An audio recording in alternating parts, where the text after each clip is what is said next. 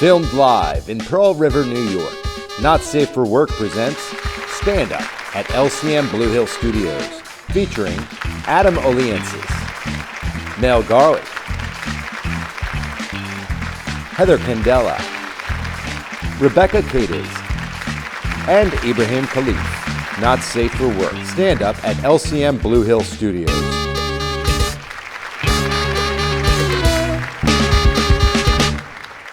I read in Psychology Today recently that women have more and more powerful orgasms after they laugh.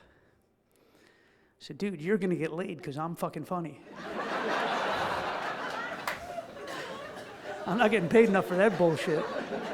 My wife doesn't think I'm funny at all. Only way I'm getting laid is I drive home, bring her here so she can see how funny she thinks I am.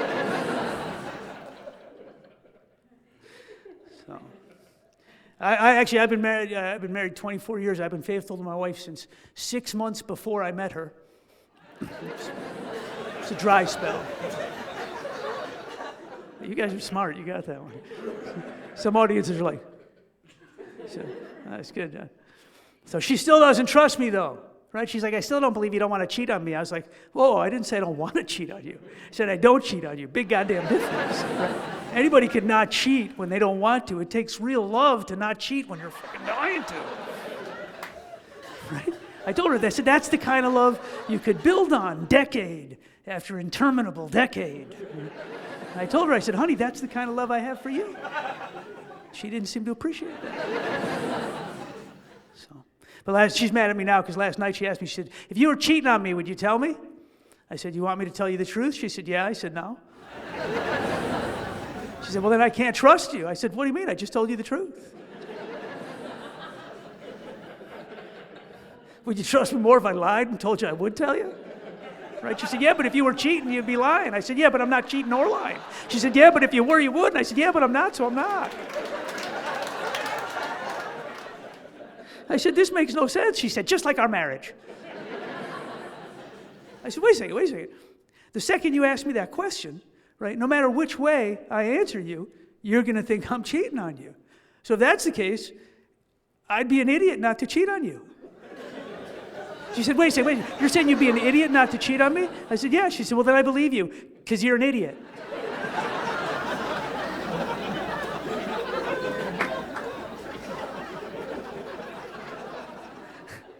I was like, you know what? At this point, 24 years, 4 kids, at this point, I have so little testosterone left in my body. And she has so little estrogen left in her body. When we fuck, I can't tell which one of us has a dick. And you know what? It doesn't matter. Right? As long as kids aren't bothering us, nothing hurts, I'm good. I am single. Do you give a shit? Anybody? Anybody give a shit? Of course you don't. Of course you don't. I talk a lot about being single on stage, but in real life, I don't even like to talk about it because when you're a single woman of a certain age, people get suspicious, you know? They start asking questions. Questions like, why? Why are you still single? And I hate that. Such a loaded question. Because you know it's not really what they're asking. You know, what they really want to know is what's wrong with your pussy. Woman your age, no husband, no boyfriend, no girlfriend. Nobody wants you. There must be something terribly wrong with your pussy. And I resent the implication. So whenever someone asks me that, I simply tell them I am single because there's something terribly wrong with my pussy. I tell them I have wasps. In your pussy? Yes, in my pussy. I've got wasps in my pussy. Can't get rid of them. It's an infestation. It's like the Green Mile down there. I don't really like to talk about it. It's kind of a sore subject, if you know what I mean. Usually there are no further questions. You know, the real reason why I'm single is very simple. Relationships are hard work, and I'm very lazy. I'm also a very good judge of character. I'm practically psychic. I can meet someone and know instantly this is not going to work. It's going to end in disappointment, humiliation, possibly crippling depression. So what I usually do in those cases is, well, I just date him anyway, because I said I was a good judge of character. I did not say I made good decisions. I actually, I don't mind being single at all. I actually really like it. My sister, however, is obsessed with finding me a man. Just the other day, she said to me, Rebecca, you're getting old. And she's a bitch, and she says things like that. She loves to tell me I'm getting old, which is weird because she's older than I am, but that's what she said. She said, Rebecca, you're getting old, and you're not getting any prettier. You need to go on J-Date and find yourself a nice old Jew. Now, I don't really have a type, but if I did, wouldn't be Jackie Mason. Why an old Jew? Why not a young Jew or a Jew my own age? We're not even Jewish. We're half Jewish, but not that half. That's my sister. She's always looking out for me. But, I wasn't always single. I don't want to brag, but my last boyfriend was, he was a little bit famous. He was an entertainer. He was a member of the Blue Man Group. Nice guy, not much of a talker, but very talented with the PVC piping, if you know what I mean. Couldn't make it work, though. Had to break up. I just got really tired of peeing blue all the time. All right, I might have shipped blue once or twice, but only after very special occasions, because I am a lady. That's how I was raised. Because, man, when you're from the hood and you see white women in yoga pants go jogging, you know the rent's about to go up. You know that's what's about to happen. Gentrification is the hood horror story. You know how, like, in horror movies, we used to hear,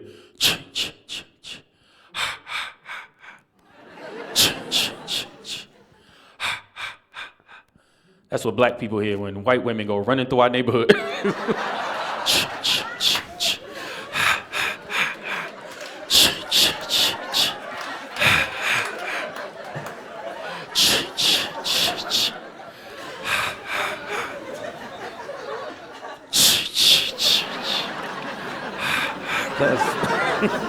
Fuck y'all for making me do yoga for y'all to laugh. Y'all ain't shit. Motherfuckers make you work hard for a laugh in comedy, man. It's fucked up, man. White women, y'all can run wherever y'all want. We can't afford shit because of it. It's a damn shame. It's a goddamn shame that the Central Park Strangler was the best form of rent control New York ever came up with. Like, that is fucked up. Okay, I'm gonna address the angst in the room, sir, because I understand that the visual of dead white women on the side of a ditch is horrifying. I get it, man. However, rent? Feasible, my nigga, it's a no-brainer. Like, if a few white women gotta tap out just so I can afford name brand cereal, so be it. Just, can't have an omelet if you don't crack a few. Like, no, I know, that is fucked up, I know, sir. I go by the philosophy that we ladies need to out-Cosby the Weinsteins. Okay? We need to stay 3 creepy steps ahead of these creeps to let them know what's up. For instance, all right, I've been standing up here for a little bit. You can see, like, I have a huge butt. Especially for a white lady. I was born with it, it's not Maybelline. It was so big, they had to perform an emergency C-section on my mother because I just got stuck, they couldn't get me out. So I've been hearing comments about it since I was in 5th grade. 5th grade! There was no grass on this field, these guys were ready to play. All right? So I've gotten used to it by now, so. But what I find interesting is that in certain neighborhoods, like, I just get a lot of leers. And in other neighborhoods, I'm called out to what I'm expecting is my tribal name, and that is Dad Ass, though. So I was in Washington Heights, and I hear my name. And I turn around, and I was like, oh, do you like what you see? And he's like, yeah, Ma, what you got? And I was like, do you want to know a secret about it? And he was like, yeah, what? And I was like, I have no body hair. And he was like, yeah? And I was like, yeah, except for my ass. This actually isn't flesh. It's a thick, dense mat of pubic hair that I puff out in a shape to get your attention. And that's the thing about creepy dudes. They're never like, they never back off. They're like, yeah, let me see. Because comedy doesn't pay, I was like, well, you'll have to see at my Coney Island sideshow. You can find me as the reverse baboon. Get yourself some tickets. I'm old school. I told you, season one. You know you're old school when you become a member of AARD. AAR, see? When you start forgetting, right? You know you're old school when you start fucking shit like that, right? You know what I'm talking about, right? AARP, right? They just send that shit. As soon as I was 59, I got this in the mail. You remember? Nah. Who told you, you know? Who told you? You told you. You start getting all these monthly periodicals and publications and stuff, selling you all kind of stuff. One had a full-page ad selling you how-to sex videos to middle-aged people and senior citizens. Like, we fucking forgot how. Sex is like riding a bike, you know? You don't forget how, just going uphill gets a little more difficult. That the little blue pill could fix. And you need a good lubricant, you know? Well, all that stuff in my life, I survived. I'm a survivor. I've been married 37 years. Give it up for me.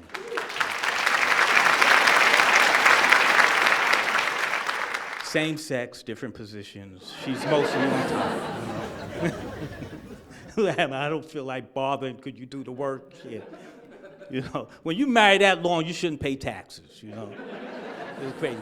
My marriage predates booty calls, and all I'm saying, that movie didn't come out to the 90s, you know? You know, what's ironic about when I met my wife, she was on the pill. Now I'm on the fucking pill. What goes around comes around. You know? Crazy, crazy, crazy, crazy, crazy. But if you ask my wife, it was love at first sight. You know, when I met my wife, she wore these thick fucking Coke bottle eyeglasses. And right away, she forecast the future. She said, I'm going to marry you. But, well, you know, I didn't prescribe to that feeling at first, you know, love at first sight. But what happened was we got caught into this gaze and stare. She was looking into my eyes. I was looking right back into her eyes through them thick-ass fucking glasses. And right away, I felt hypnotized and mumbled the words I do, you know.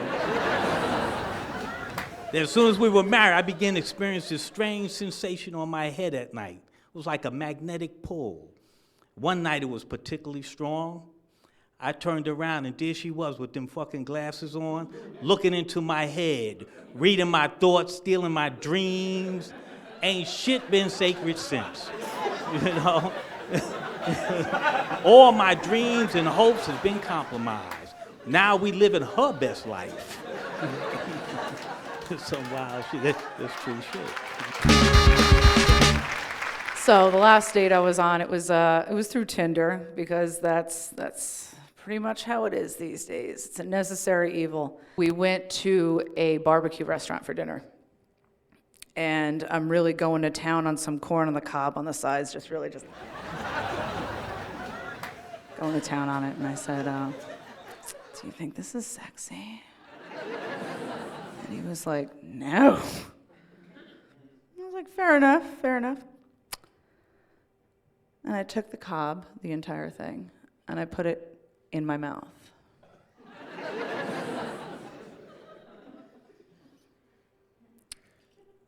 And I pulled it out clean.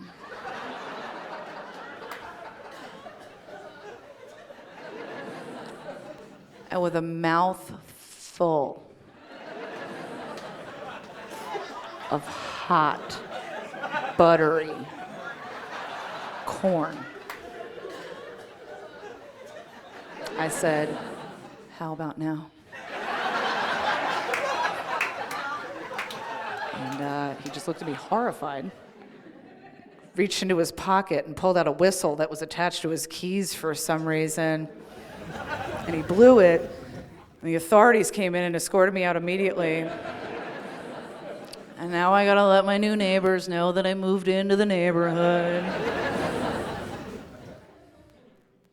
But really my dream guy is like a guy who's like into the idea of necrophilia but wouldn't actually do it.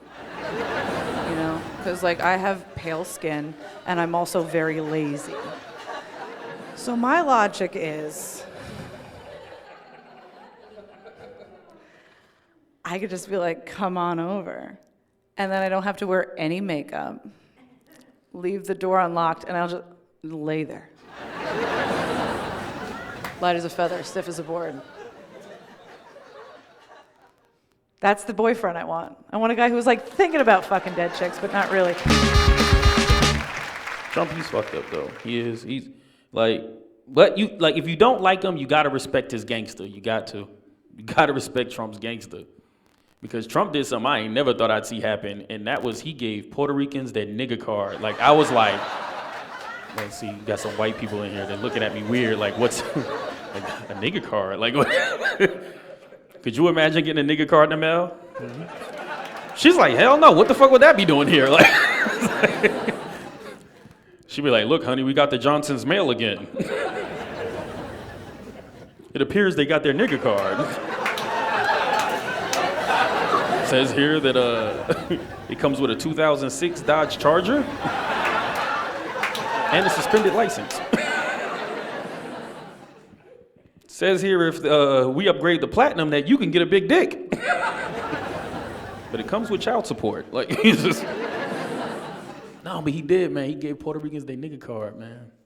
I never thought I said that at a show one time, and this Puerto Rican girl was like, "We've always been together." I was like, "Ain't no nigga you know that can change his name from Jose to Joe and get a job. Like there is no." You have it, man. I tease my wife a lot because she's awesome. You know, she's not like most women. You know, most women you say to them, like, honey, what's wrong, right? And they say, nothing, I'm fine, right? Nothing, I'm fine, right? My wife's not like that at all. This morning I came downstairs. My wife had this look on her face. I said, honey, what's wrong? She said, what do you mean, with you? You got a half hour? Because I got a list. No. Even after 24 years, she still stops my heart, takes my breath away. And that's just what she tried to do to me with her pillow last night. We were driving up the street, me and her, yesterday, and we saw our neighbor's wife, and she had this sour look on her face. She's walking down, she had a sour look on her face. And I said, boy, she doesn't look happy. And my wife said, maybe her husband's cheating on her. I said, well, maybe she's cheating on him. She said, nah, she's cheating on him. She'd look a whole lot happier. It dawned on me, I've been going at this all wrong for 24 years. I've been trying to keep my wife happy. As long as she's miserable, I'm good. She comes home singing and whistling a tune. I got to start fucking worrying.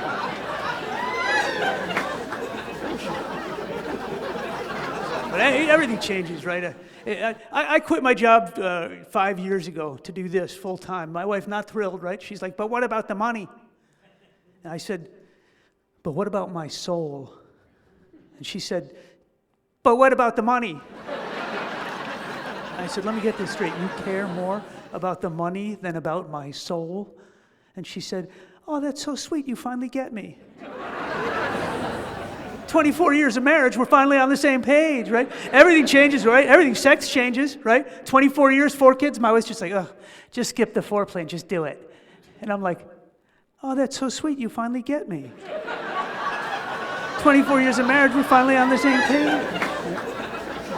Everything changes, man. 24 years, I remember 25 years ago, the summer we got to know each other, I had a share out on Fire Island and a motorcycle. We'd go zooming out on the Long Island Expressway, 90 miles an hour. She was holding tight on the bike behind me. It was so romantic. You know, we got out, we're looking out over the bay, and she's like, you know, it's weird, but I feel like if I died right now, it would be okay. And now after 24 years of marriage, anytime I talk for more than 40 seconds, she says she feels just the same way. The more things change, the more they stay the same. Right? My mother is black with deep Caribbean roots. My father looks very European white with deep Southern black roots. You feel me on that? Some of you might not get that. It's crazy, it's confusing and shit, you know? It's like living in an ever-evolving state of confusion. Yeah, for me, it was tough growing up. I got rhythm, I could dance, but for some strange reason, I can't seem to bounce a ball and run at the same time. I'm usually late to work, but I pay my bills on time. Don't make any fucking sense. And the hardest thing is I'm not quite 9 inches, ladies, but I'm more than 3, you know? Can you get with that? It's crazy. But it's true, I do come from a multicultural family. I have a Jewish cousin that visits us religiously every month in the hood. He owned the fucking building. After the eviction and to escape poverty, I joined the U.S. Marine Corps. And the drill instructors would tell us, the recruits, that there weren't any whites, blacks, or yellow people in the Corps, and that we were all different shades of green. Like I wasn't already fucking confused. I'm thinking to myself, what am I, camouflage? At that point, I decided to be whatever best suit the situation I was faced with at the moment, like a chameleon. So when I go out dancing, you know, I'm my black self. Hell, when I go for a job, I'm my white self. I'm getting this shit. Shit, when I took that very important SAT exam, hell, I was Asian. You do what you gotta do to get by, you know what I'm saying? I'm playing all the fucking cards. I am a mom, thank you. That's right, thank you. I am the mother of a very beautiful daughter who has special needs. Yeah, she needs to cut the shit. That's what she needs. No, she's not disabled, per se, but she will be soon if she doesn't stop cursing. My daughter curses like a dock worker with Tourette's. You know, I actually thought that she might have Tourette's, but the doctor assured me that no, she really does think you're an asshole. It's not a nervous tic, it's a heartfelt sentiment, and that was bittersweet. You know, I really wish I knew where the hell she picked that fucking shit up from, because I certainly don't talk like that. So I have big plans this weekend, going out to dinner with some friends. We're gonna have Ethiopian food, and after that, probably diarrhea. You know, I've never actually had Ethiopian food before. In fact, when they suggested it, my first thought was, they have food now. Last I heard, their national dish was a single grain of couscous, served to you on your lower lip, which you ate while swatting a fly away from your face. But it's good that things have changed. I was watching this documentary recently. It was called The Man with the 132-Pound Scrotum. It was a story about a man with a 132-pound scrotum. Has anyone seen this? Well, right, yeah. It's a true story. And I didn't make it up. Man's name was Wesley Warren. He sustained an injury to his scrotal area, causing it to swell to 132 pounds. It was very disturbing. But as I was watching, I couldn't help but think, oh my God, I would love to weigh 132 pounds. It's my goal weight. Watch more Not Safe for Work episodes on YouTube.